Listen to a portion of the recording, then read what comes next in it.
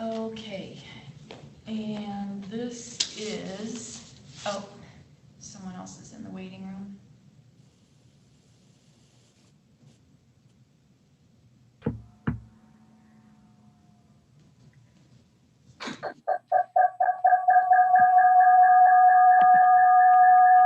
Tarkovsky, that's got to be you because it just started when you joined us. Okay. Am I too Do you close? have, I might be too close to Mr. Dabrowski. no, usually it does that when you've got two microphones on two devices that Turn are your picking microphone you up. up. Turn it up? Yeah. When I go on, I'll turn my volume up and you can turn yours down. Yeah, see, if you guys are in the same room or area and you're each getting picked up on each other's microphone, then it'll do that. Okay, this is Jackson and Lansing Railroad Company versus South Street LLC et al., docket number 18-432CB. And this is the time set for hearing on 3 motions for summary disposition. Let me just review what I have here. I have the Sears defendant's motion for summary disposition. I got a plaintiff's response to that. I got a Norfolk and Southern response to that. And I got the Sears defendant's reply. I got, I don't know if it's Gelsima or Yelsima's partial concurrence with the Sears defendant's motion, Employers Mutual partial concurrence with the Sears defendant's motion, City of Lansing partial concurrence with the Sears defendant's motion, and then I have Gelsima Concrete's motion for summary disposition, to which I got a plaintiff's response, and then I have Employer Mutual's motion for summary disposition. I got plaintiff's response, and I got a reply from Employers Mutual. Anything else? If someone filed it, you didn't give me a judge's copy, I didn't get it, and it doesn't exist, as far as I'm concerned. I would like to, I'll have you put your appearances on the record first, but I do want to do the following procedure because there's 3 motions and there's many of you. I would like to hear argument on the Sears defendants first, and I'll give everyone who filed a reply or concurrence or whatever a chance to be heard after the plaintiff responds to the Sears defendant's motion. And I would then like to go to Gelsima Concrete's motion and then Employers Mutual's motion. I would like to hear all the arguments in that order first. I may or may not rule from the bench today. If I do rule from the bench, I'm going to wait and hear the argument on all 3 motions first. And every moving party, of course, argues first. The response parties go, and then I do give every moving party a short, hopefully, rebuttal time. So you need not worry about reserving rebuttal time, you get it. And with that, could I have appearances for the record, please? And I guess I'll call you off because it's really hard on Zoom. Everyone doesn't know when to go and you all start talking at once. So for Jackson and Lansing Railroad, I'll take your appearances. Charles Kofsky appearing as co-counsel for the plaintiff. Robert Dabrowski, preparing as co-counsel for plaintiff. Apologize about that, Your Honor. Okay, and then for the, we had a grouping together of Sears SC Environmental and South Street LLC. Thank you, Your Honor. Lee Hansman and Randy Kleiman here on behalf of the Sears defendants. Okay, and then I showed attorneys for just SC Environmental and Sears. Yes, Your Honor. Tim Jordan is co-counsel for Sears and SC Environmental only. Okay. Your Honor, Tom Hackney also is co-counsel for Sears and SC Environmental. All right, thank you. And then for South Street LLC? Good afternoon, Your Honor. Peter Brown, co-counsel for South Street LLC. Okay, and then Yelsima Concrete? Good afternoon, Your Honor. Carrie Melkonian on behalf of Gelsima. If I may briefly, I did file a reply brief to my motion. I confirmed with Mr. Lewicki that the court had received a hard copy. So before we begin, I just wanted to make sure the court has it. You know, I did get it. I forgot to add it to my list because I. No problem. Yeah, I did get it. Thank you. Okay, thank you, Your Honor. Okay, and then for Hamilton Mutual Insurance? It's Employers Mutual Casualty Company, Judge, and Lindsay Dangle present on their behalf. Yeah, sorry about that. And then we don't have anyone for the city of Lansing, or am I mistaken about that? Okay, Norfolk and Southern? Adam Sadowski on behalf of Norfolk Southern. Okay, who's OSK2? Yeah, Your Honor, that is we have a second account that if we end up needing to share a screen, that's the account we do it from. Great, I just like to know who's in my hearing, so thank you. Okay, so as I said, that will take us to the start of the argument here, and I'm going to hear, as I indicated, the Sears defendant's motion for summary disposition first, and that would be you, Ms. Hansman. Thank you, Your Honor. As a quick housekeeping matter, I was quickly writing down the briefs and the responses you received, and I will note that you mentioned a response filed by Norfolk Southern. Our office was never served with a response from Norfolk Southern. I don't know if we were the only ones, but we certainly did not see that. Oh, I have it filed on or about August 26th. Anyone from Norfolk Southern want to speak to that? Mr. Sadowski?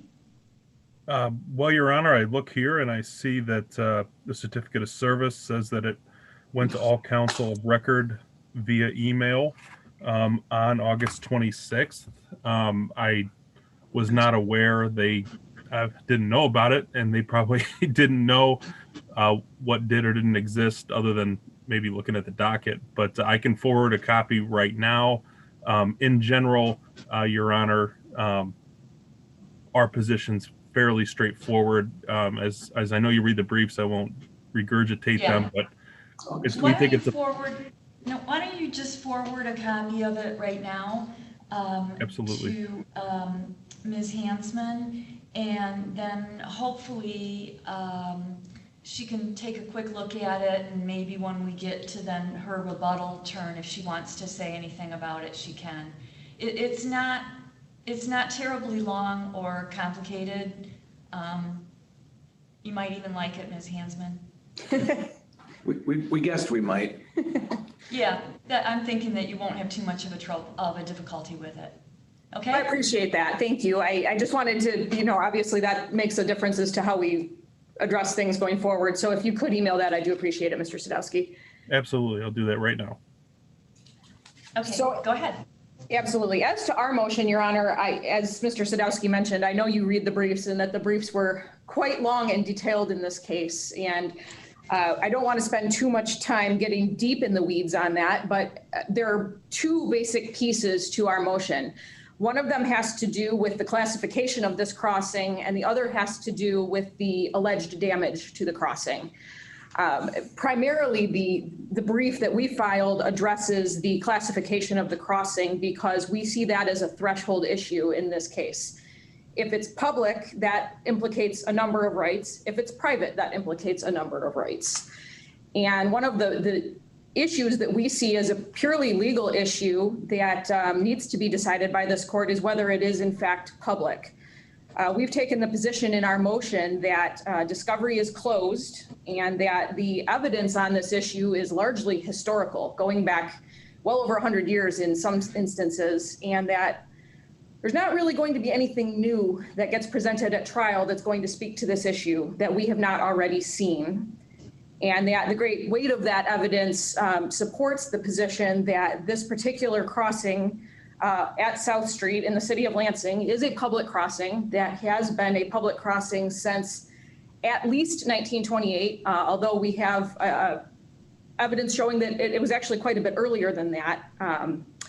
The crossing in question was created around 1855, as we understand it, from a probate order.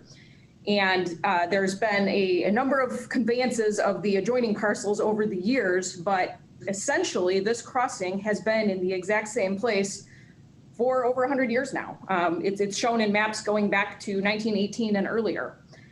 And the long and short of this lawsuit is that whether it's public or private has serious implications as to who bears the expense and the burden of upkeep and maintenance and repair. And in this case, what our client is saying is that it's the railroad and the city that have that burden, and it's not the adjoining landowner, Mr. Sears, or his businesses.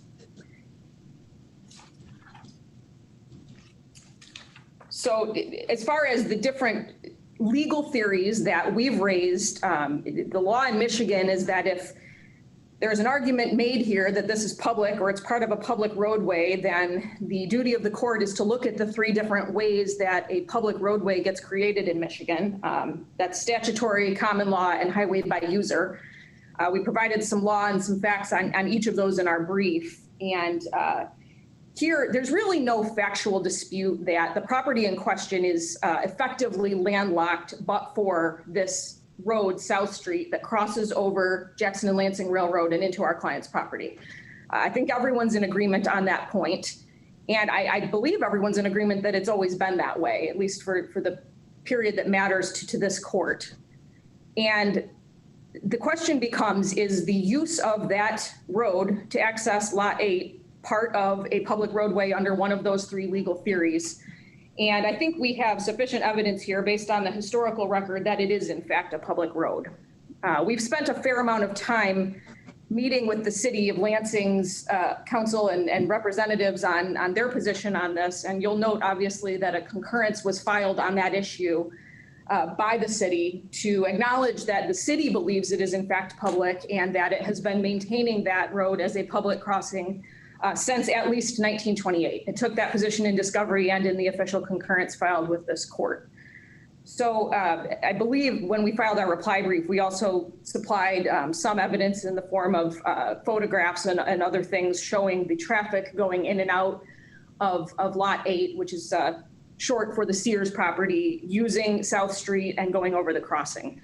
So we think at this point that the legal issue regarding public versus private is ripe for decision by this court, and that in any one of those ways that we get there, but particularly by virtue of common law dedication and by highway by user.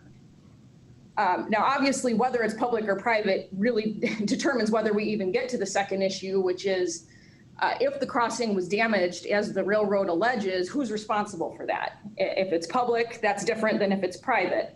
The railroad here has alleged in its initial complaint that there was a trespass. And as we understand their common law trespass claim, they're saying that our clients, among others, were using this crossing in a non-ordinary manner such that it created damage to the tracks that we're responsible for. Obviously, we dispute that claim. We don't believe there's a legal basis for a trespass because we don't believe the railroad has exclusive possession of this crossing such that they meet the elements for a common law trespass claim. Furthermore, we think that there's a serious evidentiary problem here with the alleged damage. We don't believe that the plaintiff can carry its burden to show that, first of all, that there was damage to the track in the manner alleged. But second, even if there was damage to the track, that it was approximately caused by our client or anyone acting on our client's behalf. There's a lot of speculation and conjecture that appears to be going on here about what happened to these tracks. And the reality is that speculation and conjecture when it comes to damages is not enough to survive a summary disposition motion. We've conducted a fair amount of discovery in this case, both written and deposition. We've deposed all of the relevant principals at Jackson and Lansing Railroad, its president, its track inspector, several others, and their named expert. And based on what we now know from those depositions, there is no evidence to suggest that the damage happened in the manner or at the time they allege it happened. And we believe that based on the testimony given, that's right for summary disposition as well, and that the damage claims against the Sears defendants should be dismissed. All right, thank you. And is it going to be Mr. Dubronsky or Mr. Kovsky? Thank you, Your Honor. There is no question, I don't believe, that the crossing exists and that people have used the crossing. But the determination of whether it's a private crossing or a public crossing does have consequences. And one of the first things to look at is the probate court order that they rely upon to state that there was a crossing. Now, that probate court order shows that there was a crossing to be established somewhere on the Henry Morgan property. The railroad had a laid out route that went from the next section north, which is section 15, all the way south to the Chicago and Grand Trunk Railroad.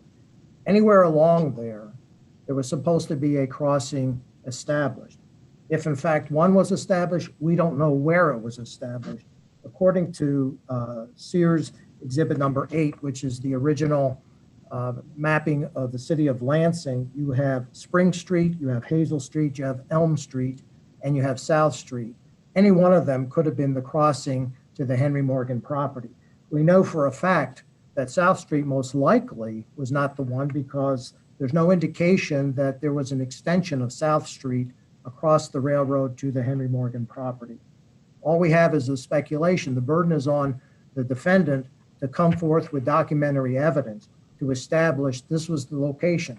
They rely heavily on the fact of the speculative nature of evidence to say there was a crossing, this must be where it was at because this is where we want it to be. That's all they have. They don't have anything beyond that. The next matter is the maintenance of the property. If it's public, that does not give the right to a party to excavate what they claim to be a public roadway, to damage the track structure, and then to say that they had the right to cross the right-of-way in any manner in which they choose. If you exceed the scope of the permissive use of the crossing, and in this case, if it's a roadway, if you exceed the scope of the permission granted by a public roadway, you are liable in damages for trespass. That's what occurred here. If we go to the 1928 City Council, they claim that this council meeting established a dedication and an acceptance of the dedication. If you read the letter that forms the basis of the dedication, it is conditional on some kind of letter that was sent by the city attorney to the attorney for Michigan Central Railroad. It was conditional on some kind of private agreement that was reached between the abutting landowner, Hugh Lyons and Company, and the railroad. We don't know the terms and conditions of those things, but in essence, having reached an agreement, the letter goes on to state that this road may be used by the public. If you look at the context of the law that existed at the time, which is the Uniform Motor Vehicle Act regulating the operation of vehicles on highways, this was a statute passed in 1927, just before the 1928 letter to the City Council. It fits squarely within the parameters of that act, which allows a private property owner to adopt the motor vehicle code and have it applied to any public roadway or private roadway that is used by the public. So first we say that did not constitute a dedication. Secondly, we don't have anything to indicate that there was an acceptance. If you read the entire exhibit that Sears has produced, it says that that letter, the introductory letter from the city attorney, was received and placed on file. It was tabled. There was no resolution adopting this alleged dedication. If you fast forward to 1965, when City Council met to extend South Street, it was by resolution. Any kind of corporate activity has to either be an ordinance or a resolution. In this case, there is no resolution adopting or accepting the alleged dedication. There's no proof that it was the city of Lansing which paved South Street. None. We've asked for documentation from the city to establish that there was paving performed by the city. Yes, in an answer to interrogatories, they said they did the paving. We asked for documentation to prove that. There is none. If you look at the same exhibit of the 1928 City Council meeting, you will see resolutions passed by City Council approving expenditures from the general paving fund for these types of improvements. There is no resolution to support the contention that it was the city of Lansing that paved the crossing.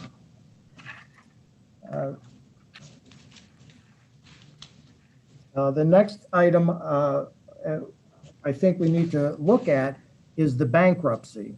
If you look at the fact that at no time was South Street reported in their official book of streets, reported on their assessor's map, recorded with the Register of Deeds, there was nothing to indicate to anyone that the city of Lansing was claiming an easement of a roadway across the right-of-way, the railroad's right-of-way. That being the case, when Penn Central, which was then the owner in 1970, filed for bankruptcy, there was a court order entered that said all claims of interest in any property owned by the debtor were extinguished. The deed that was recorded along with that court order, which also was recorded with the Ingham County Register of Deeds, indicated that the grantee took the easement free and clear of all interest. Now, in 1981, the city of Lansing thought it was necessary for them to file a copy of the 1928 letter to attempt to establish the authority under which they were supposedly authorized to maintain or to treat South Street as part of its public right-of-ways. That came 3 years after the deed to the Conrail entity that transferred the property free and clear of any interest that may have existed. So we believe that under bankruptcy law, the easement of the city was extinguished 3 years before they attempted to create that easement by recording the 1928 letter. The fact that the property is landlocked doesn't change whether or not it's a public or private crossing. If it's a private crossing, the court will have to determine the relative burdens to be sustained by both parties. Who has to pay for what maintenance and proportionate according to the burdens that are placed on the easement. But if it's a public easement, then the city has to do that, not the abutting landowner. And the railroad has its own obligations by statute. The highway by user,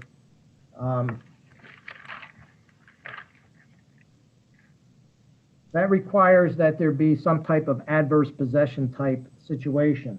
Permissive use, no matter how long it exists, can never create a highway by user. So that's what we have here. In 1928, Michigan Central Railroad Company said that this may be used by the public. That's permissive use. That continued unabated to the present time.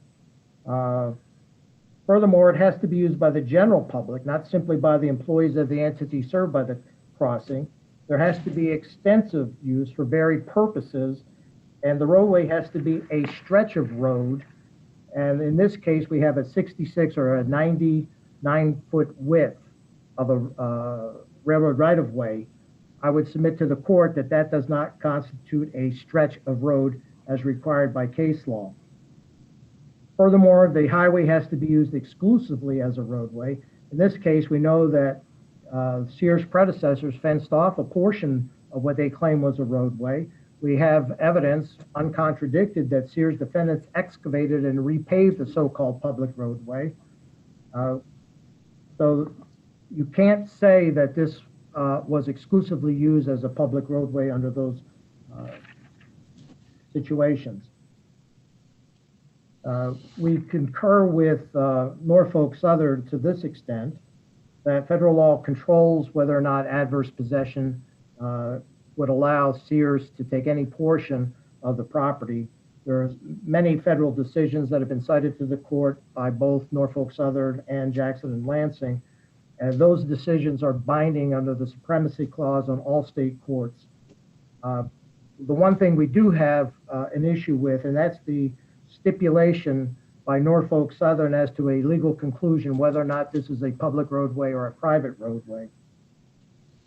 The reason why this is material is we recognize that Norfolk Southern has every right to grant an interest in its property as the owner of the property. However, we have a leasehold interest that lasts until 2050. Under the terms of that leasehold, we have to maintain properties that are provided to us subject to easements. And as to all valid easements, we have to maintain those pursuant to the terms of the lease. If Norfolk Southern grants an interest as of now, which in our case, we believe that to be happening, Norfolk Southern has to maintain the crossing, not Jackson and Lansing. It's outside the purview of what was granted to us.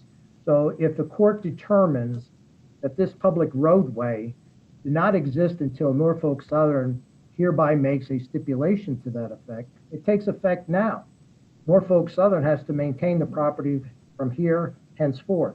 If your honor finds that this public roadway existed prior, then it was a valid easement and we have to take subject to that easement and we have to maintain it.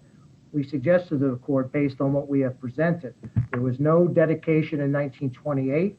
In 1965, when they attempted to extend South Street, that was the first acceptance of the dedication. In the meantime, and that's why we presented a 1943 sidetrack agreement between Michigan Central and Hugh Lyons and Company, that sidetrack agreement is a change of circumstances which no longer allows the offer of the dedication to be in effect. As long as there is no change in circumstances, the courts have said as long as 37 years, there can be an open offer that can be later accepted. In this case, there was a change of circumstances. If you look at the sidetrack agreement and the map accompanying it, it's incompatible with any public road crossing South Street, or excuse me, crossing the right-of-way at South Street. It just is incompatible with what could be created there in terms of the sidetrack and all of the loading and unloading buildings that would accompany the sidetrack. On the issue of damages, our intent was that Mr. Dobronsky address those. He was going to specifically be responding to the other motions, which really only limit themselves to damages. So if Your Honor wants to wait to hear from him on those, or if you want to hear from him now, that's your pleasure. I'm sorry, I didn't hear the last thing you said. We had intended to have Mr. Dobronsky address the issue of damages. I was addressing the issue of the title. Because you're going to hear these seriatim, and the other motions are limited to the damage aspects and not to the title. I don't know if you wanted to hear from him now or just wait until after the other two motions are presented. Yeah, why don't we put it with the other two motions? I think that would make more sense. Okay. So then I'll ask Mr. Sadowski if he would like to be heard on behalf of Norfolk Southern. Sure, Your Honor. I'll be very brief because I feel like the issues have already been touched on. It is true that Norfolk Southern, we believe that the crossing was public. J&L's lease would have started in 2010. The crossing would have been public long before then, so there's really no issue in our eyes with regard to what would have been taken by J&L.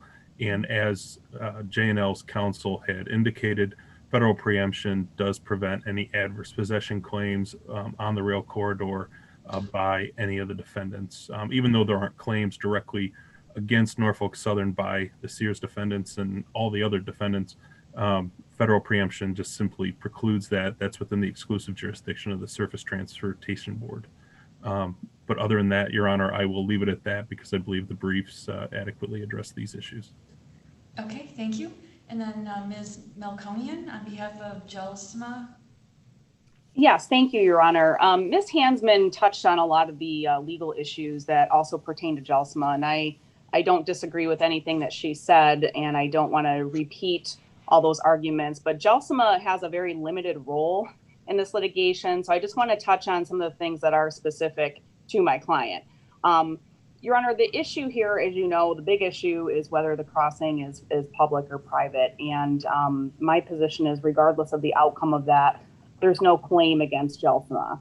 Gelsima was hired by South Street LLC to do concrete work in its parking lot and the approach on this, I'll say the Sears defendant side of the property, so to speak. That was in 2016.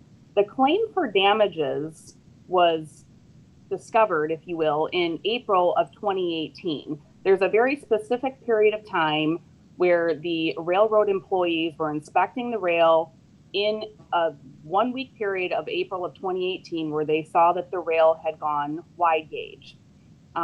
They blame that on, I guess, a lowboy trailer strike, although none of the employees or their expert for that matter are entirely clear as to what caused that damage. Well, first of all, Gelsima doesn't have a lowboy, didn't use a lowboy. Wait a minute, hold on. I'd rather hear that argument in your motion. Oh, I'm sorry, Your Honor. I thought I was arguing my motion at this point. No, I was letting you have a chance to speak since you filed a concurrence with the Sears defendant's motion. I apologize, Your Honor. That's okay. I wasn't part of that concurrence, but I don't disagree with anything that's been said, so I will reserve any further comment until I argue my motion. I apologize for misunderstanding. No, that's perfectly okay. There's a lot of lawyers and motions, and it's a little confusing at times. A lot of moving. Ms. Dangle, did you want to be heard because you filed on behalf of Employers Mutual a partial concurrence with the Sears defendant's motion? Yes, and I believe that sister counsel has covered the points that we concurred with adequately for the record. Thank you, Judge.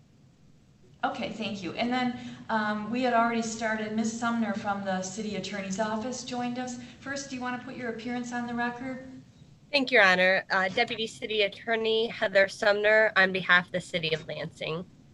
Thank you. And then did you want to be heard since the City of Lansing did file a partial concurrence with the Sears defendants?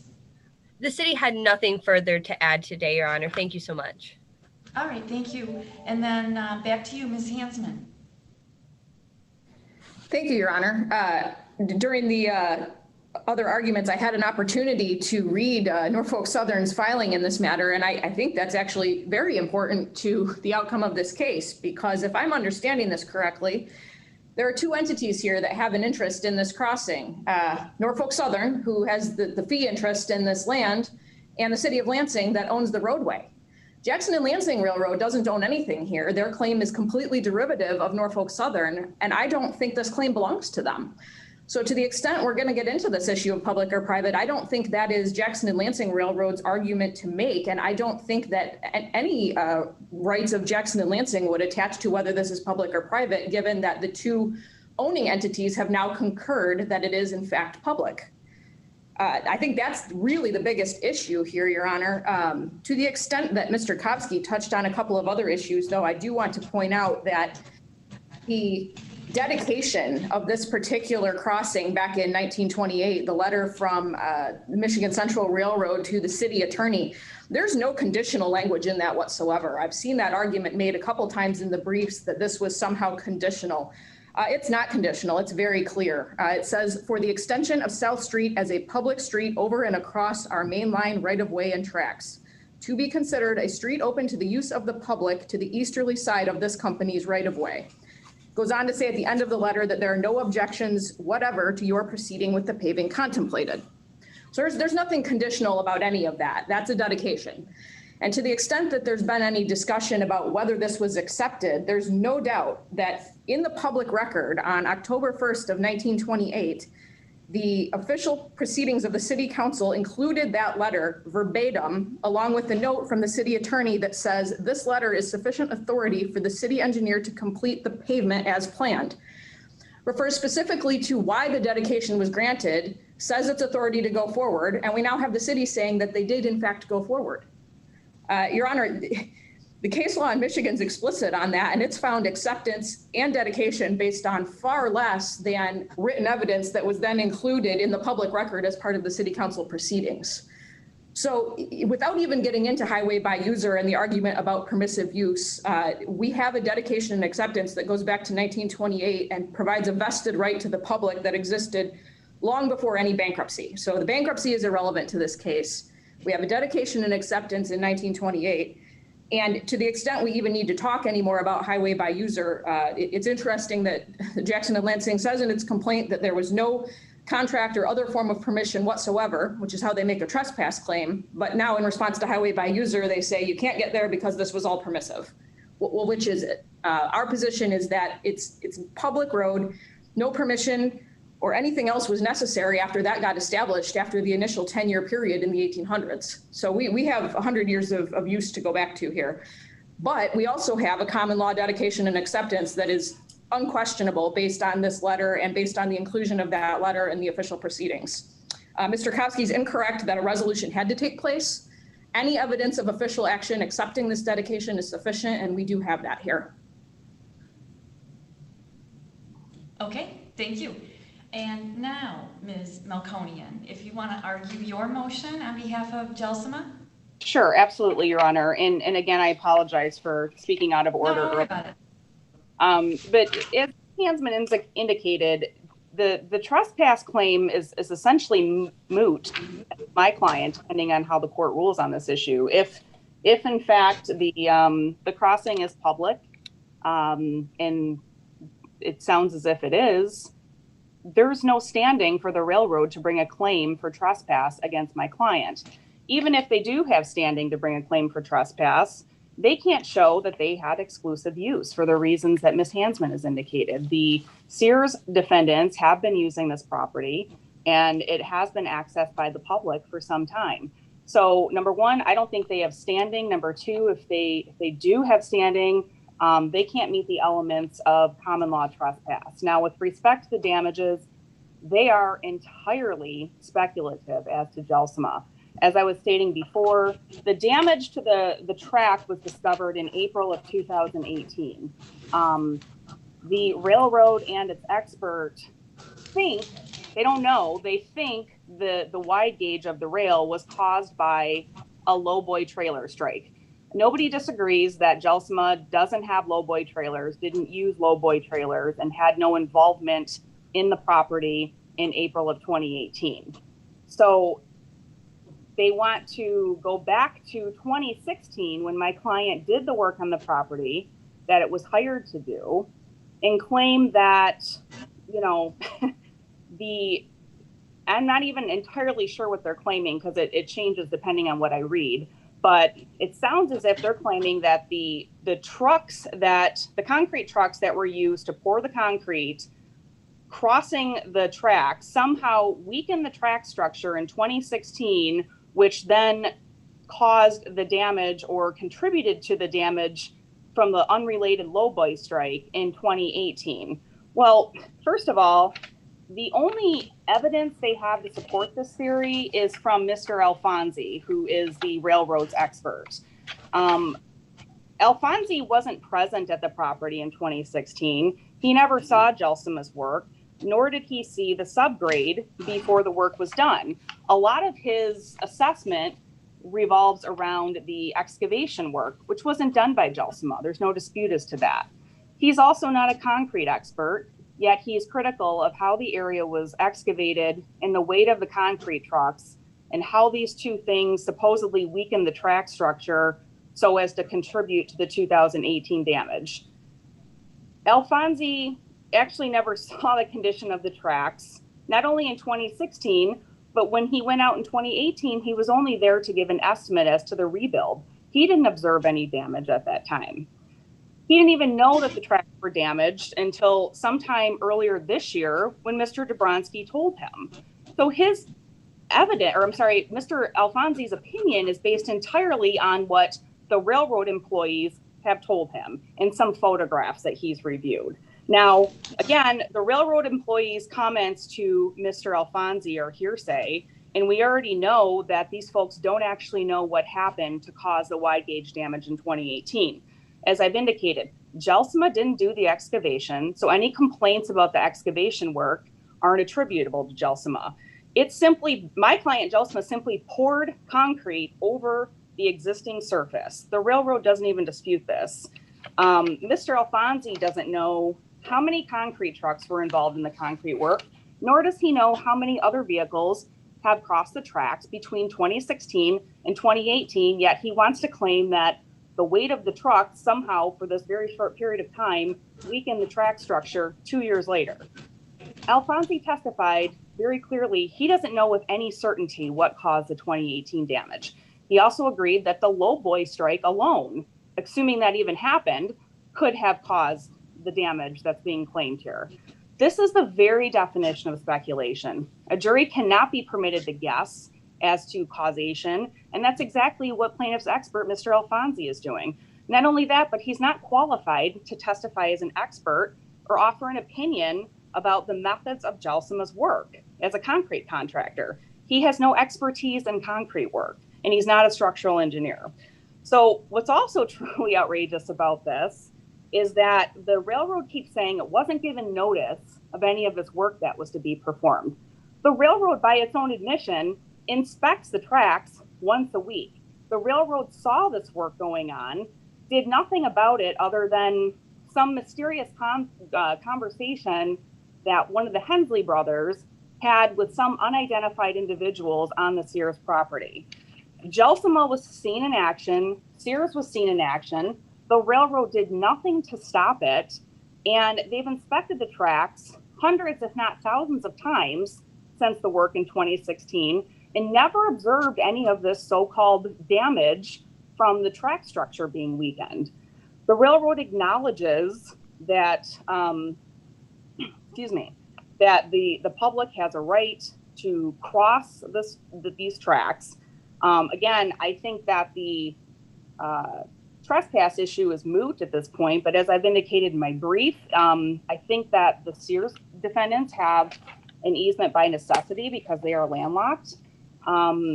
But you know, the reality is there was no unreasonable use of this easement to the extent one exists. There was no unreasonable use of the crossing. We didn't even work on the crossing. We didn't touch the rails. We didn't touch the crossing. We poured a concrete approach that stops short of the crossing. This was done to perform maintenance work at the Sears defendants' request. We did what we were asked to do. We were paid for it. There were no complaints until this lawsuit was filed. Your Honor, I'm at a loss as to why Jelsma is in this case, other than I think it's the, railroads using us to further its personal vendetta against the Sears defendants, but that's not appropriate. There's no viable claim against Jelsma, and we should be dismissed. All right, thank you. And the plaintiff's response?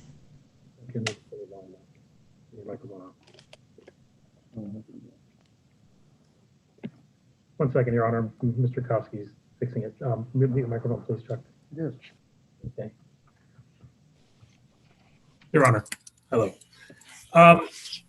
We've briefed these issues, so I'm not going to try to belabor these issues more than we need to. I want to address a few points made by fellow counsel from Jelsma. First things first, the railroad's argument about a trespass here, whether or not the crossing is a public crossing or whether it's a private crossing, under either event under Michigan Supreme Court precedent, specifically Kelly versus Michigan Central Railroad Company, the moment that Jelsma or Sears or anyone else does anything out of an ordinary use of the crossing, it constitutes a trespass. In the specific words by the Michigan Supreme Court, the right of the public in a highway crossing of a railroad is simply a right of passage across the railroad. She cannot interfere with the rails or ground simply because it is in the highway. The railroad's point is very simple, Your Honor.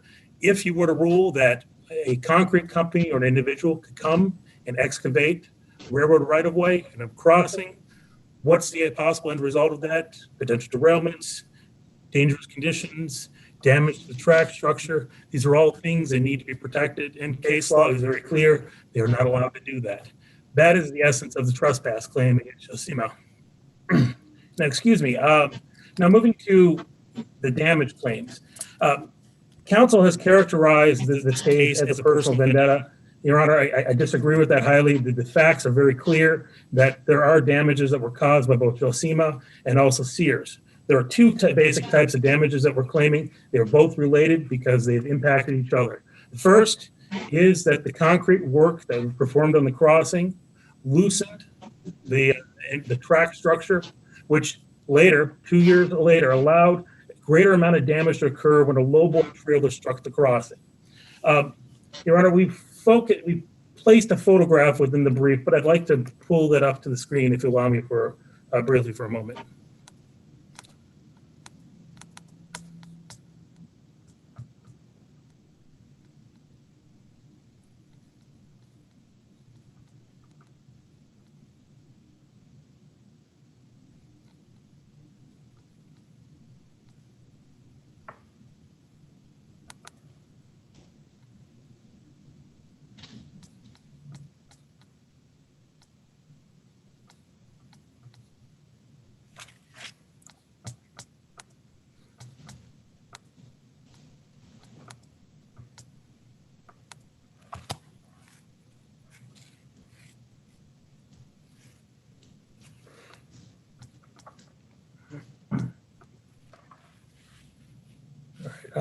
Can everyone see the photograph?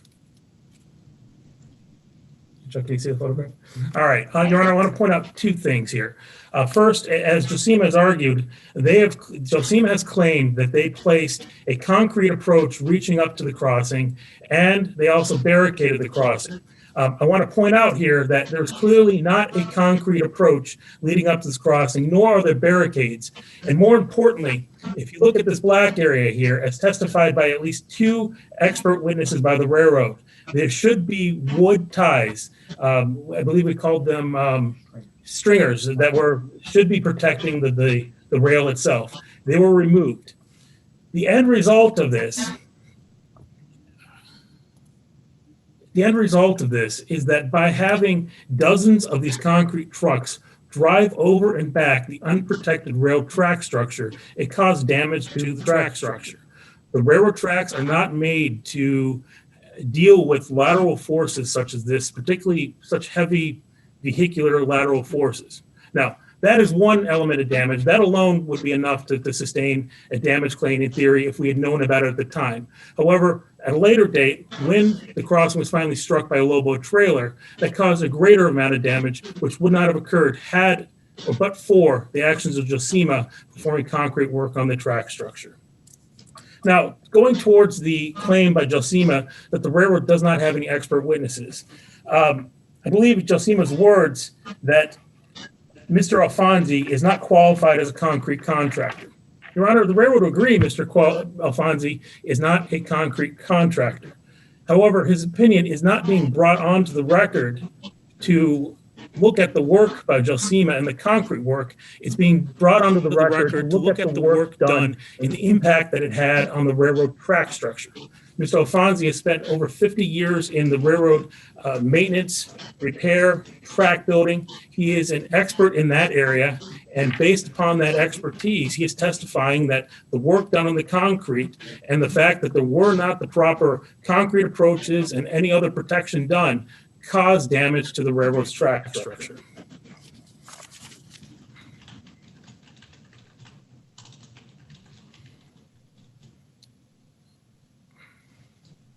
Your Honor, I believe at this point I've touched upon the main points I wanted to touch upon, unless you have any questions. No, I don't. Okay. Thank you, Your Honor. Thank you. And Ms. Melkonian, did you want rebuttal time? Yes, just briefly, Your Honor. With respect to the photograph that Mr. Dobronsky showed you, it doesn't show anything. It shows concrete work being done in the parking lot area. It doesn't show any wood ties or stringers being removed, and that's because Jelsima didn't do that. There's no proof or even a suggestion by anyone that Jelsima touched the stringers or ties. In fact, they didn't do anything with that part of the tracks or any part of the tracks, and there's no evidence to the contrary. That photo doesn't show that.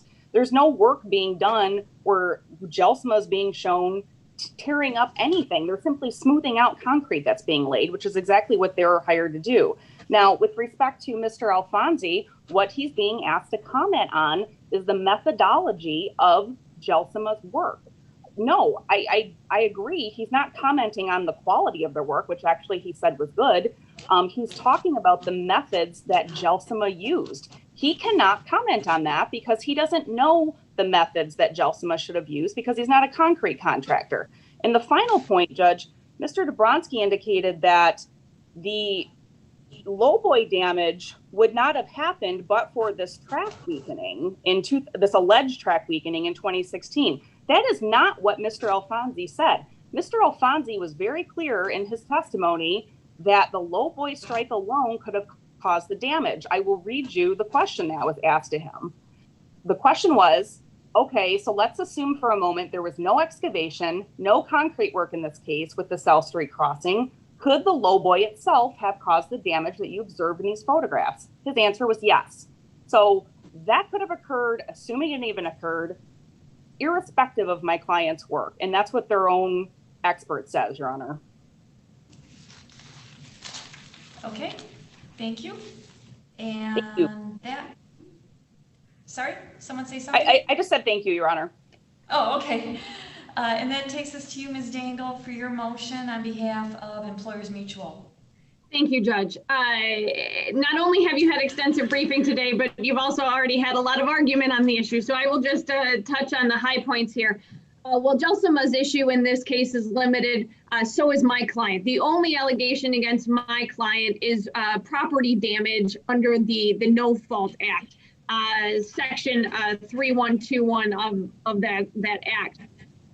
To prove their case under that act, plaintiff doesn't have to prove many things, but they do have to prove that a vehicle insured under my client's policy caused accidental damage to their property, okay? So the problem is they can't even reach that threshold, despite counsel's comments earlier with confidence that there was a lowboy strike. There is no evidence of that. And while we understand for a motion for summary disposition, this court does have to view evidence in the light most favorable to plaintiff. That doesn't mean that this court has to jump to conclusions or allow speculation. As Ms. Malconian argued earlier, and I would agree, the jury is not allowed to guess regarding causation, or any fact finder is not allowed to guess regarding causation. And that's what plaintiff is doing. They're guessing. They have identified a vehicle that was in the area, a lowboy. I don't know if Your Honor is familiar even with what this is, but we're talking about a trailer, okay? A trailer that is used to haul different pieces of equipment.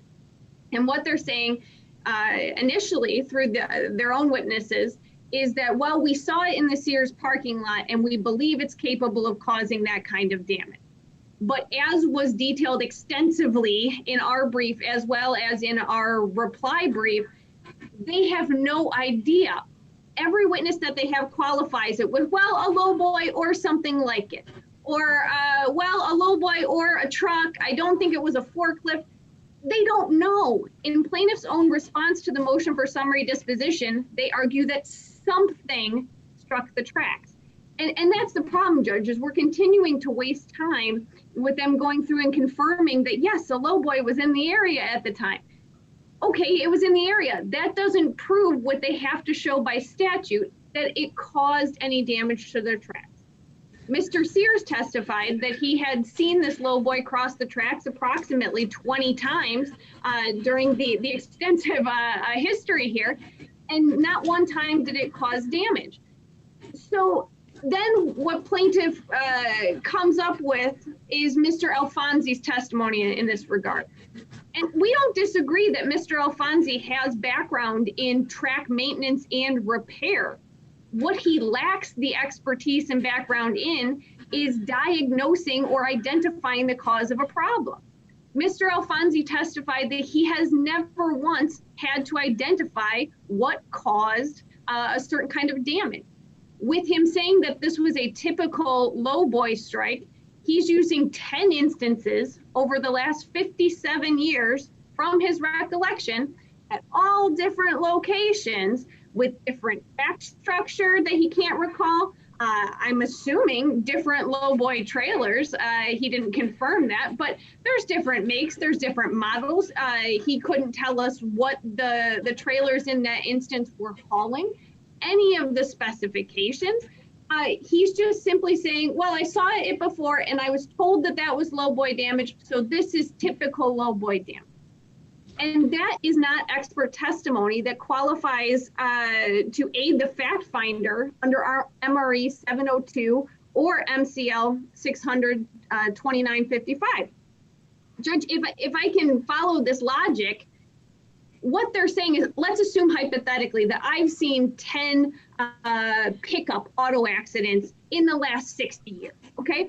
And with that, it was at different intersections involving different pickup trucks, but I'm now qualified as an expert to render an opinion on what typical pickup truck damage looks like in an accident. It's just ludicrous. It's ridiculous. Otherwise, everybody would have that kind of expertise. He simply can't say that. Go further, though, Mr. Alfonsi, what he testified, and it's quoted in full on page 6 of our reply brief, is that this was typical low buoy damage or something like it. Even the one witness that they're putting forth to say this is what we can show to prove that causation link, which is their burden to prove, this witness says, or something like it. It's not enough to claim property damage under an insurance policy. And that's what plaintiff is trying to do here. So getting into the fact also, I'll touch briefly on the damages component, whether or not there even is damages, because that's another element that they have to prove under the statute. I believe it was touched on by counsel for the Sears defendants, but it is more argued in both their brief and our reply. Mr. Alfonsi, when showed a photograph at his deposition, identified a photograph from February of 2017 as showing this typical low buoy damage that he claimed was there. Judge, if that's the case, and it does go back to February of 2017, they're well beyond the 1 year notice requirement that's also stated in the statute for a no-fault property claim.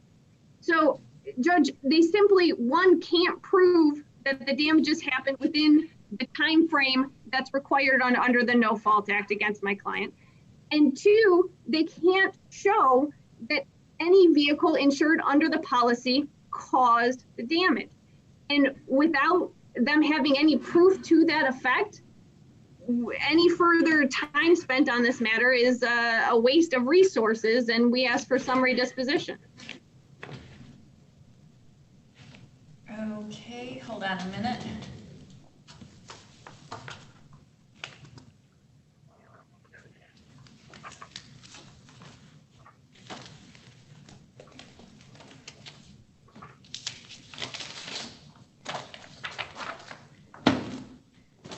Okay, who's taking this for the plaintiff? Mr. Dabrowski or? Yes. Yes, Your Honor, me. I'll be speaking. Chuck, you have it muted. All right, Your Honor, I want to start off by addressing one point first. And I try not to belabor these issues since a lot of these were already addressed previously. So we'll try to cut to the point since I know it's getting towards the end of the day. I want to address to start the alleged photo from 2017. The exact words from Ms. Dangle was, if that's the case, and it does go back to 2017. Ms. Dangle states that because she knows they can't prove that it comes from 2017. In fact, the exact, from February 2017, in fact, the exact testimony by Mr. Dabrowski in his deposition was that he could not tell you whether the dates were accurate and that they commonly are not. But more importantly, Your Honor, I'd like to pull up what that photograph looks like, if you allow me a brief second.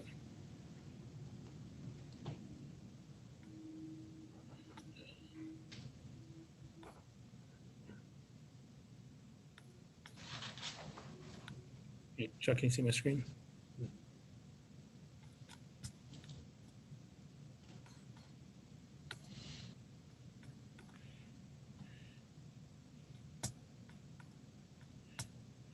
You see it now? Okay. Your Honor, this is the photograph that she's talking about from 2017. You can see the date at the bottom. The date is inaccurate. Your Honor, you could take clear judicial notice of the fact that this was not taken in February in Michigan. You can see leaves on the trees. There is no ice on the ground, no snow on the ground. It does not look cold. Clearly, the date on this is wrong. Your Honor, the plaintiff would actually assert that this occurred after the damage occurred from the lowboy trailer, most likely. But, Your Honor, frankly, we can't say that with 100% fact, but we can say with 100% fact that this photo was not taken in February of 2017. Now, moving away from that, Your Honor, I want to touch upon. Wait a second. Yes, Your Honor. Because, I mean, my understanding is that you're alleging it was during this April 20 to 27, 2018 timeframe. Correct. Is that right? That's correct, Your Honor. And that's based on the inspector looking at the track, et cetera. That's absolutely correct, Your Am I Honor. misunderstanding anything? Okay. And what was the date of filing the amended or the complaint? Off the top of my head, Your Honor, I don't know. I apologize. It was within But 1 year. It was within 1 year. Yeah. Pardon me? The complaint was filed within 1 year of the alleged damage. Yeah, okay, all right. Yeah. Thank you, go ahead. But the point on the photograph was the defendants have tried to bootstrap in an argument that the damage occurred prior to the lowboy strike. And the point is, that's not what the photograph shows. In fact, it doesn't even show the date that they're claiming it does. Yeah, No, I get it, because I read his deposition and where he talks about the photograph, so go ahead. no, Your Honor. Now, moving to Mr. Alfonsi's testimony, his testimony is repeatedly that it is more likely than not that a lowboy causes damage.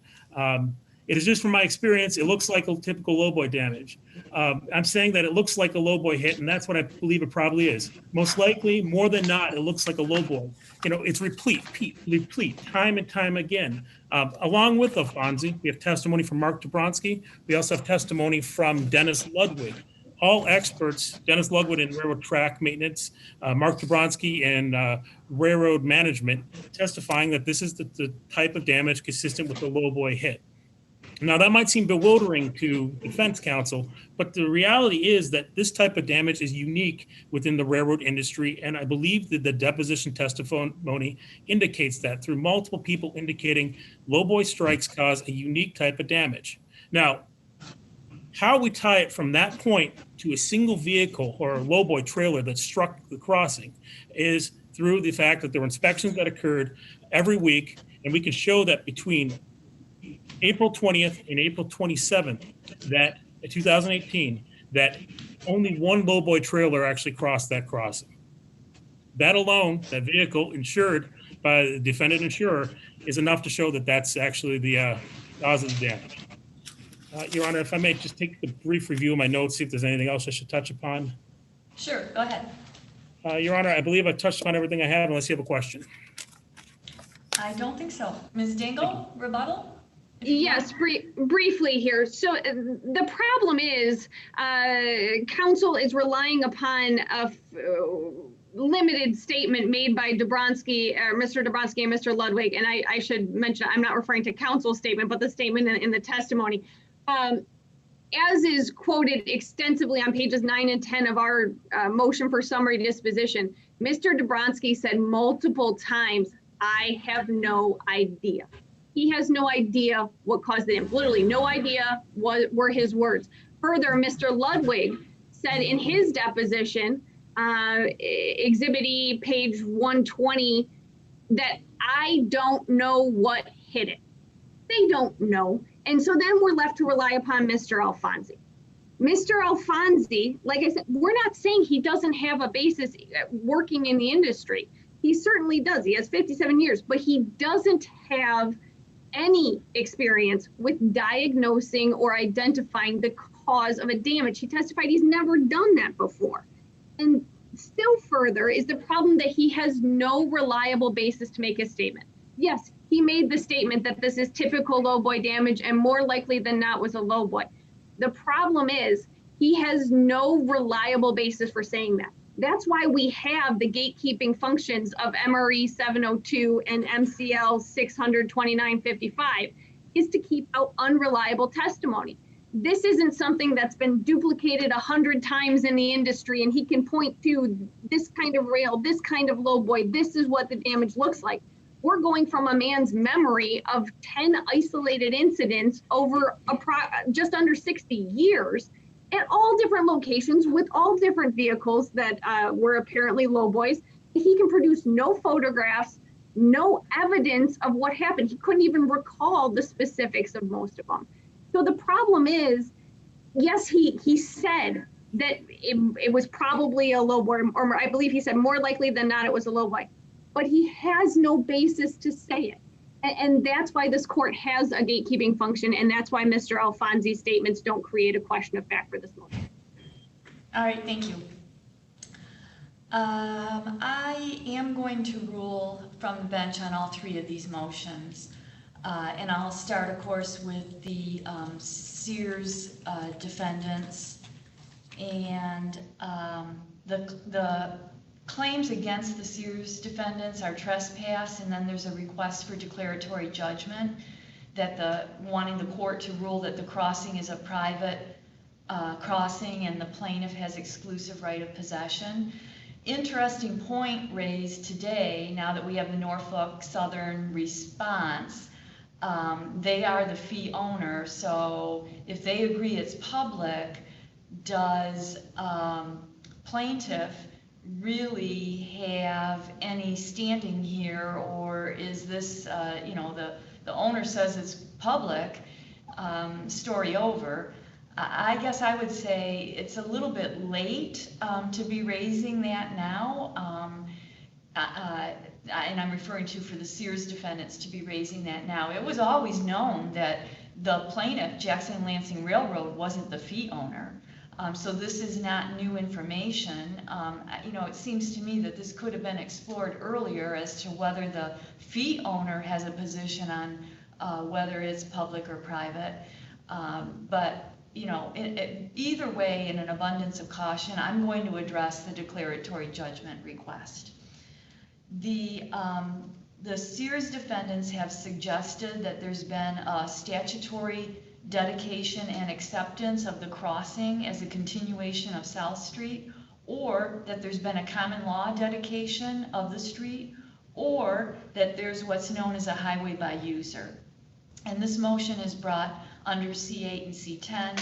So to accept any one of these theories, I would have to find it to be as a matter of law with no genuine issue of material fact.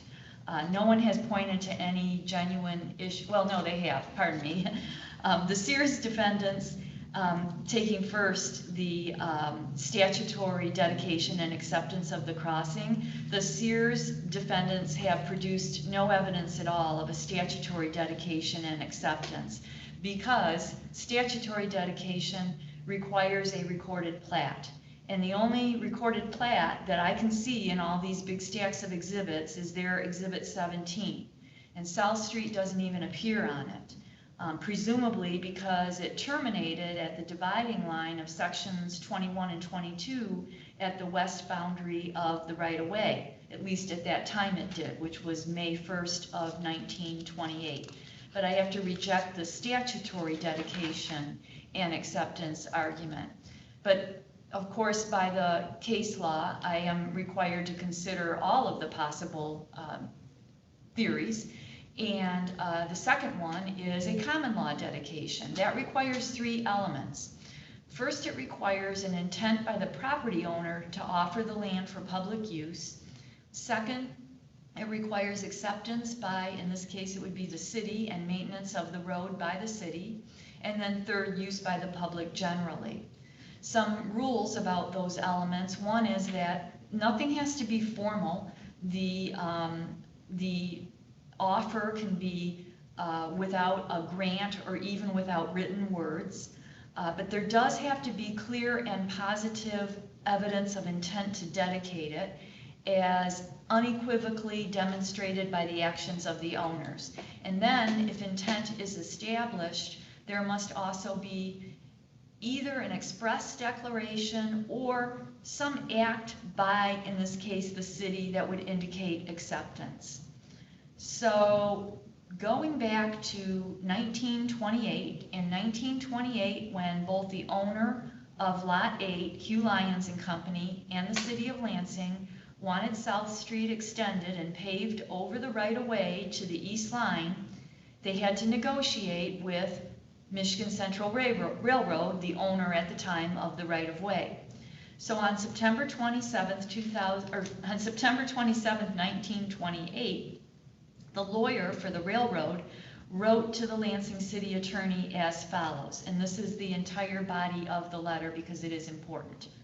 Referring to your letter of the 26th instant, with reference to South Street Crossing, Lansing, the Michigan Central Railroad has made satisfactory arrangements with Hugh Lyons and Company, whose plant is located on the easterly side of our tracks, for the extension of South Street as a public street over and across our main line right-of-way and tracks. South Street may therefore be considered a street open to the use of the public to the easterly side of this company's right-of-way. Will you please consider this letter as formal notice to that effect? As far as this company is concerned, there are no objections whatever to your proceeding with the paving contemplated. The letter appears to be a showing of a clear intent by the property owner to offer the land for public use, but the plaintiff says that there are genuine issues of fact. The first one that the plaintiff points to is plaintiff says, there's a question of fact whether or not the 1928 letter constitutes an offer of a permanent easement, or was it merely allowing a private right of crossing between the railroad and Hugh Lyons with use by the general public. And specifically, the plaintiff points to the reference to a previous letter that's made in that first sentence of the 1928 letter, as well as a reference to an agreement between Hugh Lyons and Michigan Central Railroad. Neither one of those creates a genuine issue of material fact. Of course, there may have been a previous letter because they were dealing with this issue of paving. But whatever that letter may have said, the September 27, 1928 letter stands on its own, and it does contain a clear and positive intent to dedicate the extension of South Street as a street open to the public to the east of the right-of-way. The same can be said about the reference to the satisfactory arrangements being made with Hugh Lyons. Whatever those were, the 1928 letter expresses a final resolution as to South Street east of the right-of-way. The intent's clear, it's unequivocal, and although it need not even be done formally or even by written words, this is actually both. It's done by written words, and it even says, will you please consider this letter as formal notice to that effect?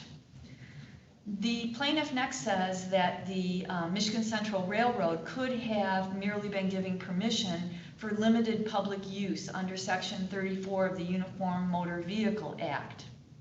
But again, nothing in the unequivocal language of the 1928 letter suggests that.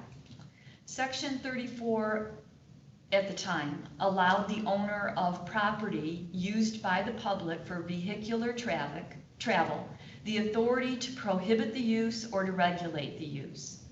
The 1928 letter refers to neither prohibition or regulation of use, and it doesn't grant any limited use. And rather than regulating use that's already occurring, the letter grants public street status to the area east of the right-of-way, which had not previously been used by the public. There's nothing about the 1928 letter that shows any intent to invoke Section 34 by the landowner. The second question of fact that the plaintiff points to is whether or not the 1928 letter was accepted by the city. According to the city's record of official proceedings, the 1928 letter was received and placed on file. That's Exhibit 19. I don't see where it says it was tabled. It says it was received and placed on file. Although the city responded to interrogatories in this case, saying it accepted the offer by completing the paving as planned, The plaintiff says that there's no one with knowledge of that and no evidentiary support for it. Plaintiff even goes so far as to say anyone could have paved the extension, including even Hugh Lyons himself. Well, acceptance can occur by any acts by the city that would indicate acceptance. And in its response to the plaintiff's interrogatories and requests for production, the city, in response to a question about maintenance on the South Street Railroad grade crossing, stated as follows. Defendant states that it paved South Street in and around 1928 and has maintained such street since that time, including but not limited to snow removal and sign maintenance. The city has located specific documentation for the following, and then they list it. 1984, stop sign work was done. 1984, the city notified Conrail that the South Street rail crossing was in immediate need of maintenance work due to the physical condition of the rails. 1992, it appears the city removed and replaced a sign and installed a new sign. 2007, it appears the city removed and replaced a sign and post. 2018, the city completed an affidavit of completed maintenance work indicating that a crossbuck was installed for eastbound traffic and the crossbuck post for westbound traffic was straightened. That is evidence. And to just speculate that the city could be wrong and that Hugh Lyons could have paved the South Street extension is just that, it's speculation, and it doesn't create a genuine issue of material fact. The plaintiff next argues that there was a sidetrack agreement in 1943 that shows Hugh Lyons and Michigan Central Railroad treated the crossing as private. The plaintiff says this is all demonstrated in Sears Exhibit 25. And the plaintiff goes on to say the following. What is significant about that agreement is the acknowledgement by Hugh Lyons that Michigan Central owned the property, a part of which was where the sidetrack was to be constructed. The second significant factor is the map attached to the agreement indicates a private crossing at South Street. Crossings shown in dotted lines are private. The agreement further establishes that Michigan Central Railroad and the Sears defendants' predecessors took action inconsistent with the dedication of an easement to the city across South Street, as it would also be incompatible for the sidetrack actively used for loading and unloading rail cars with a building being built in front of the crossing for a public street to coexist. Well, a couple of things. First of all, let me, no pun intended, sidetrack here and say that, you know, plowing through these exhibits was exceedingly difficult and more so than it ever needed to be. I mean, briefs said things like exhibit such and such clearly shows this, that something is 66 feet. And I go look at that exhibit and it's a drawing with the street, the railroad, everything laid out with measurements, with lines, drawings all over the place. And I'm supposed, and it's huge, but I have it electronically, so it's the size of my computer screen. And I can enlarge it, of course, but then I can only see part of the document at a time. So I have to move it around my whole screen, looking at every square inch of it to see where it says what you people say it's supposed to say, and everybody was guilty of this. It was next to impossible. I spent way, way too much time trying to figure out things like that in the briefing and the exhibits than I ever should have had to do. And the exhibit, in fact, that is referred to as Sears Exhibit 5, and it's even referred to as page 5. It's one page in my electronic exhibits. It's one page, it's a map, and I can't make head nor tails of it. It's fuzzy, it's unclear, I don't see any dotted lines, there's no sidetrack agreement.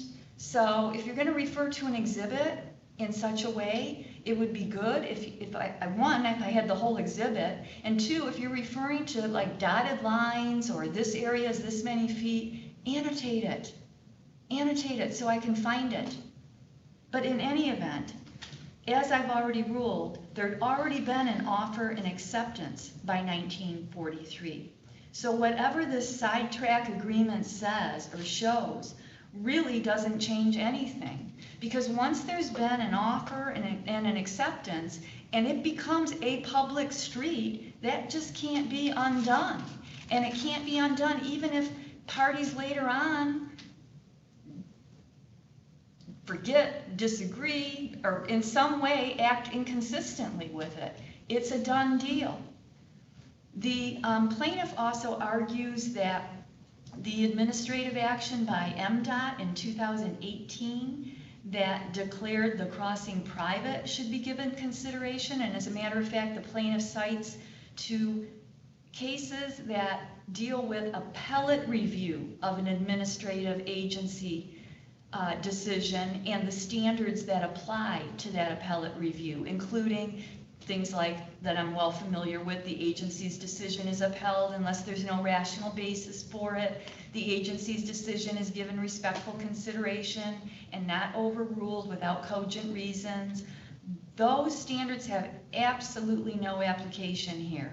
Again, those are standards for appellate review of an agency decision, something this court has done many, many, many times, but it's not doing in this case because this is not an appellate review of the MDOT decision. And furthermore, MDOT as an agency cannot make a decision on something involved in this case that's binding on this court. I also think the bankruptcy issue is irrelevant. The crossing, again, was offered and accepted as a public road in 1928. The public doesn't lose its rights to a public road on account of bankruptcy. That's just absurd, and think of the ramifications of that. And that takes us to the issue of the 1965 resolution, which I think I should also address. So on October 18, 1965, the Lansing City Council resolved, quote, that South Street be and is hereby extended eastward to include, and then it goes on with a description, but I'm told that it's a description that means the south 50 feet. The plaintiff says that the meaning behind this resolution is that the city discovered that the dedication of 1928 had never been accepted. Questions were being raised about a private crossing agreement, and that the adoption of the basic legal description of the Hugh Lyons purported easement made the most sense in melding all issues into one solution. Well, the problem with that is that none of that has any support whatsoever. But for the effect of the resolution, let's go back to the 1928 letter. Not only was there a completed offer and acceptance, but the offer was in no way limited to anything less than the full width of South Street. It wasn't limited to the south 50 feet. And again, let me just go over that. The offer was, and this comes right out of the letter, the offer was for the extension of South Street as a public street over and across our main line right-of-way and tracks. South Street may therefore be considered a street open to the use of the public to the easterly side of this company's right-of-way. Likewise, the city's acceptance back in 1928 was not limited to the south 50 feet of South Street. Again, once there's been an offer and acceptance of land for public use, it can't be undone or limited after the fact. That's why even unaccepted offers don't necessarily lapse. And that's not really the issue here, but just by way of illustration, the Supreme Court noted in that context of whether an offer lapses, that it would harshly deprive the public of land that was originally intended for its use. So the 1965 resolution, for whatever reason it was made, doesn't alter the clearly stated intent of the property owner in 1928 to unequivocally offer South Street over and across the railroad right-of-way and to the east of the right-of-way as an extension of the public street. That, I think, covers most, hopefully, if not all, of the issues that were raised in that regard. I do want to address the trespass claim. That's the unlabeled count 1 of the complaint. I certainly agree with the Sears defendants that to the extent that a trespass is claimed for just entering or using the right-of-way, then that claim fails. Because one, it's a public crossing, because it's a public crossing, and because if you're just entering it or using it normally, then there couldn't be any claim for trespass. It could also be that the plaintiff would have no standing for such a trespass. But the count also claims that all the defendants caused damage to the tracks themselves, to the defendants' the plaintiff's tracks. So I think not only does that allow for standing, but it does make a valid trespass cause of action. The Sears defendants, however, raise arguments similar to those of Gelsima and Employers Mutual about the lack of evidence as to how and when the tracks were allegedly damaged and by whom. And I'm now going to turn to those motions, and I will incorporate my rulings on those into my ruling that I just made on the Sears defendants motion. So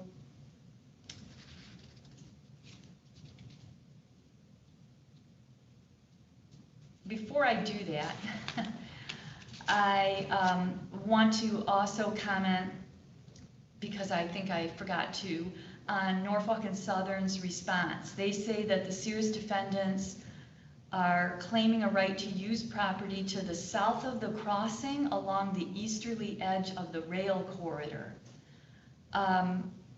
First of all, again, and this is another, I guess I have to say, beef of mine from all the briefing in this case, you people must think I'm an engineer or a surveyor or something. If you think I can read a legal description and plot it out on a map or a drawing.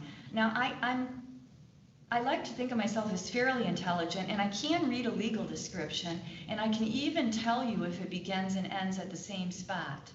But I can't read a legal description and go, oh, that's the south 50 feet of the right-of-way. You have to show me something that shows that. But nevertheless, so I don't know what area Norfolk and Southern is talking about. I've already ruled about the public street and the crossing. And that is the only thing that I'm declaring today, is that this is a public crossing at South Street, and South Street as a public street extends across the tracks to the western edge of South Street LLC's property. And I'm not relying on any adverse possession or easement by prescription theories to do so. Because I've already found the necessary elements of the dedication. The Sears defendants only asked for that relief that I just described, with the adverse possession argument as being in the alternative to finding an extension of South Street is a public street. So that is the extent of my ruling. There's no claim that Norfolk Southern has brought of trespass against the Sears defendants. So there's no other application for that prescriptive easement whole argument unless it would be in the alternative to the dedication that I've already found. So again, I don't know what you're talking about as far as property south of the crossing along the eastern edge of the rail corridor, but there's no claims that I can see that pertain to that. And my ruling on the declaratory judgment action does not include anything other than what I've said. Okay, now, Gelsima, Gelsima's motion.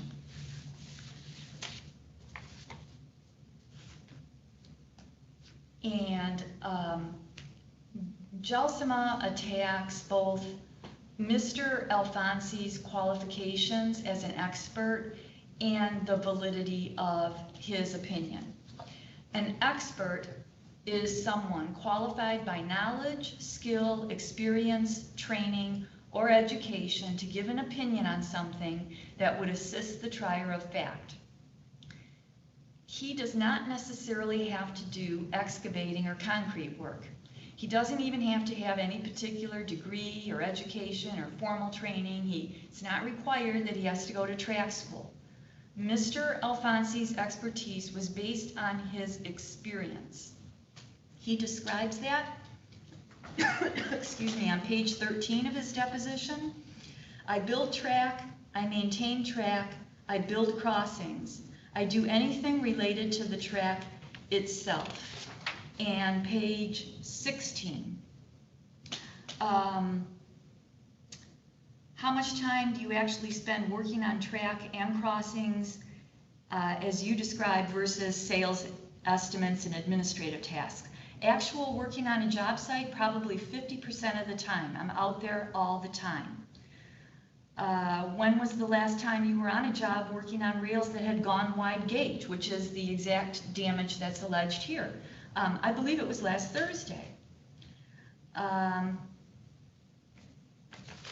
And then on page 19, and again, this is specific to the type of damage that's alleged here, about wide gauge. And he says probably 75% of our work is due to gauge problems. And then he's even asked, what are the kinds of things that cause rails to go wide gauge in your experience? Deteriorating ties, wear on the rail, where the rail goes into a curve, the inside will wear. It will actually wear down enough to where it's too wide to access, which is common use, or it could be something putting pressure on it. There could be concrete up against it, pushing it, frost. There's a lot of things that can do that. But the point is that he doesn't have to have seen the damage occur. He doesn't have to have all of these things that the parties complain about.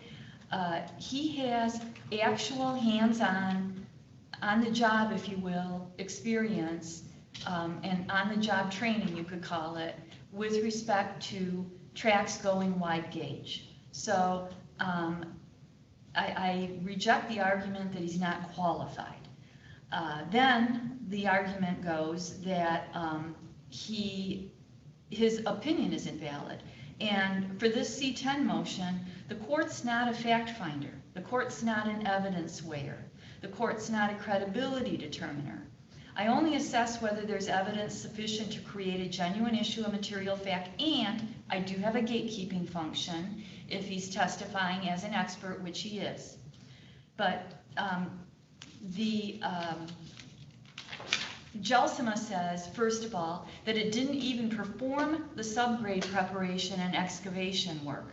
And that's one of their complaints with Mr. Alfonsi's opinion.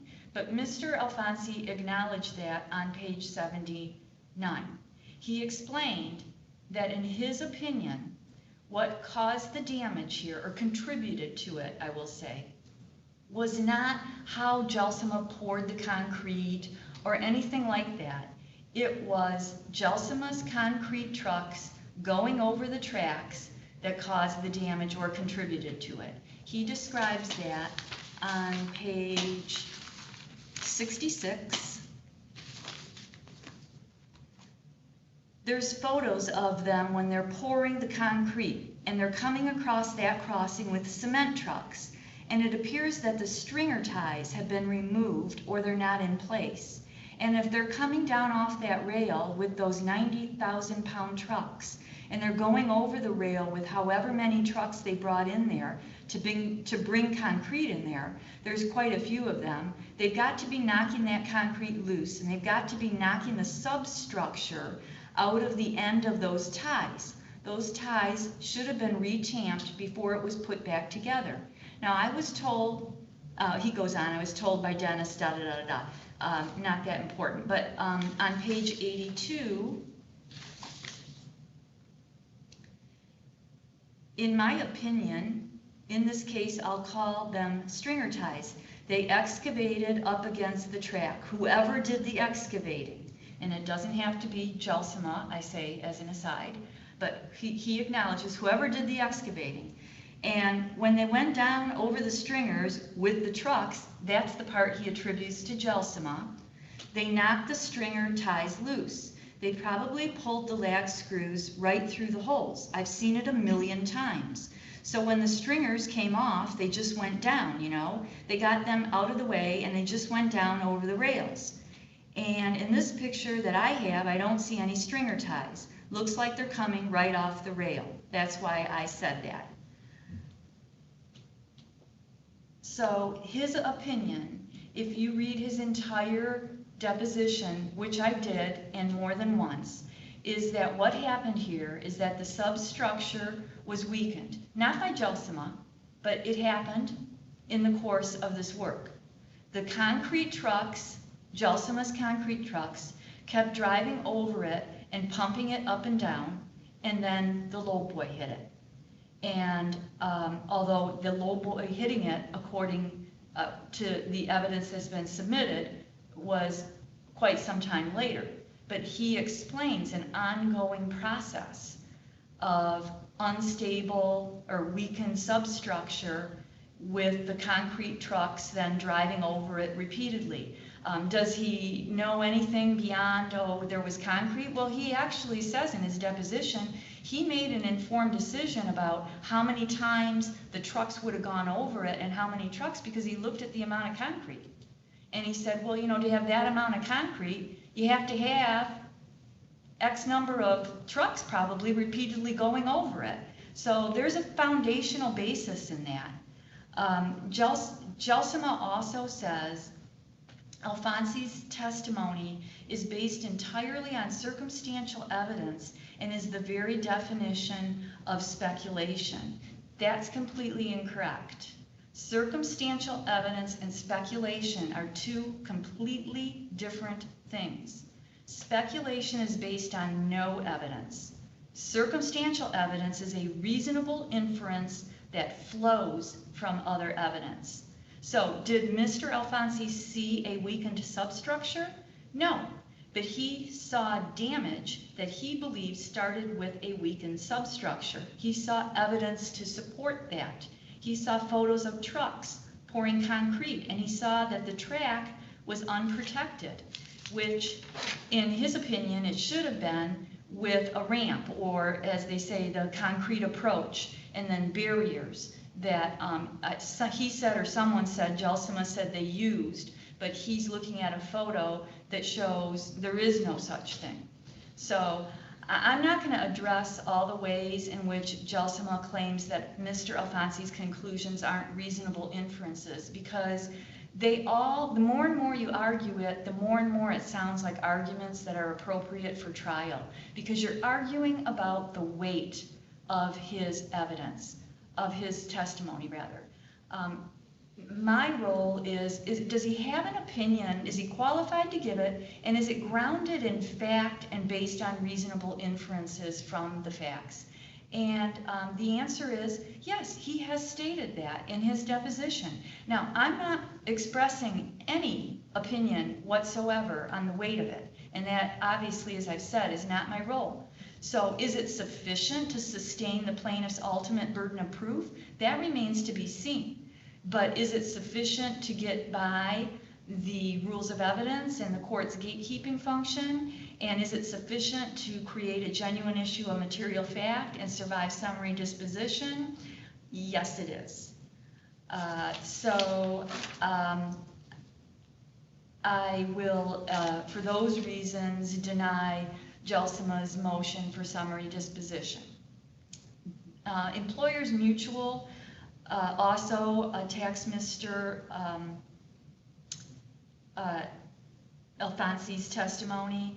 I'll get to that in a moment, but basically Employers Mutual, like Jelsima, picks out certain portions of the testimony and argues that the testimony doesn't carry much weight, but you have to read it all. in order to get a fair assessment of the basis in fact and whether it meets the rules of evidence requirements.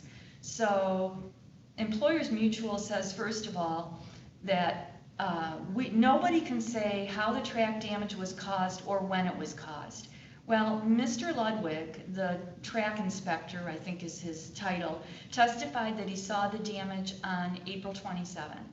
He did not note the damage upon his previous inspection on April 20. There are lots of arguments that can be made, and they have been made, about whether he just missed seeing the damage somehow or he's wrong for any number of reasons. And there's other evidence to even point to support that.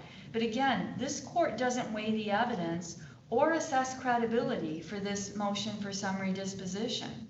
So I think we can say that there is a genuine issue of material fact, but there is evidence on both sides, and particularly for purposes of this motion, the plaintiff has evidence in the form of, in part, testimony from Mr. Ludwig that establishes when the damage occurred, which incidentally is 2018, and that is also relevant to the 1 year back argument, which is not an argument when you accept that there is some valid evidence that from Mr. Ludwig that I've just described. Again, don't know if we believe it or not, but it's there for this motion, for purposes of this motion. As to how the track got damaged, yes, you can pick out things that Mr. Dobronsky said or Mr. Alfonsi said again, but you can't just ignore everything else. And what it boils down to is that Mr. Alfonsi, again, gave the testimony about his qualifications. I won't repeat that. But he also talked about, and this is particular to the Employers Mutual argument, things that can cause rails to go wide gauge. That's on page 19. I already read that. I won't read it again. He had experience and knowledge of what can cause rails to go wide gauge, and he talked about the cause of this damage. And this is the part that goes to whether it was a low boy or could have been something else. He said, well, first of all, he said, what I know is what I've read in the depositions. Well, he's an expert. That's fair. In order for him to form an opinion. He's not an eyewitness, he's an expert. So, and all I can do is surmise the facts that I got out of those depositions and make my opinion on it. The fact that they said that they ran a low boy across there at a certain time, and it's the typical low boy damage. I've seen it, I've even done it. Okay, what is typical low boy damage? It's when the front of the trailer is so low it actually hits the rail and it bends the rail. And that's what they did. And there's different types of impacts. If you hit it with a forklift, it's not going to look like that. If you had wide gauge because of bad ties or timbers, it's not going to look like that. It had a bend in it that was typical with an impact from a low boy or something like that.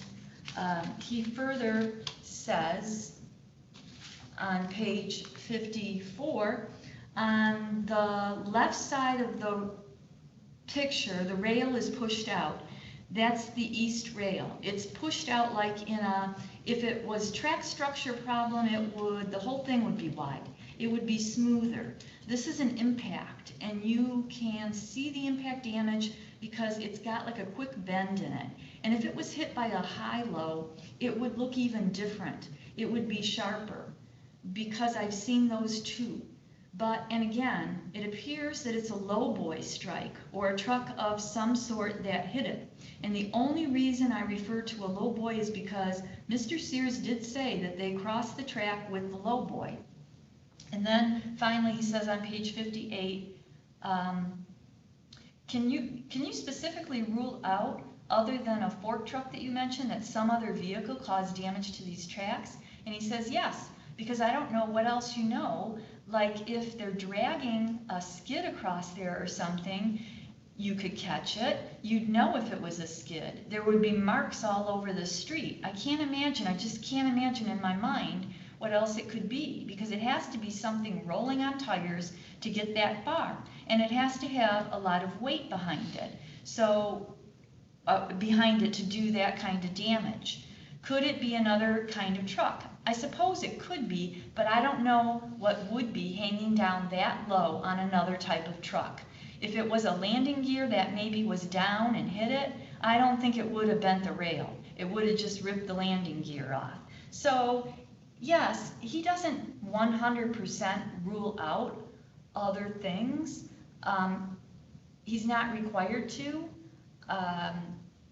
but he also gives reasons why he's pinpointed it as lowboy damage. And Mr. Dobronsky's testimony also supports that in a similar fashion. Now, is he saying, well,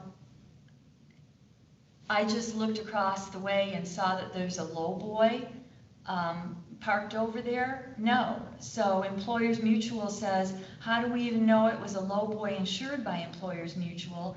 Well, the Sears defendants identified one vehicle with a lowboy that traveled across the tracks during the April 20 to 27 timeframe. That vehicle was insured by Employers Mutual. All the other tenants of South Street LLC don't use construction equipment or don't have a lowboy. So I don't think it's conjecture or speculation to make reasonable inferences based on evidence. And again, there may be a multitude of arguments to refute that, but the court doesn't weigh evidence or judge credibility to rule on a summary disposition motion. I know the parties vehemently disagree with Mr. Alfonsi and Mr. Dobronsky, and they think that this is all very weak and strung together illogical argument, but that is not supported by actually reading the testimony in its entirety, and there is a genuine issue of material fact that is presented, and I am denying Employers Mutual motion for summary disposition. So, who's going to do the orders? I assume Sears defendants will do an order on their motion, and plaintiff, the prevailing party, will do an order on the Gelsima and Employers Mutual motions. That's fine with us, Your Honor. Okay. Anything else before we retire for the evening? No. Your Honor. Thank you, Your Honor. Thank you. Thank you. Nothing. Thank you, Judge. Thank you, Your Thank Honor. you, Your Honor. Thank you.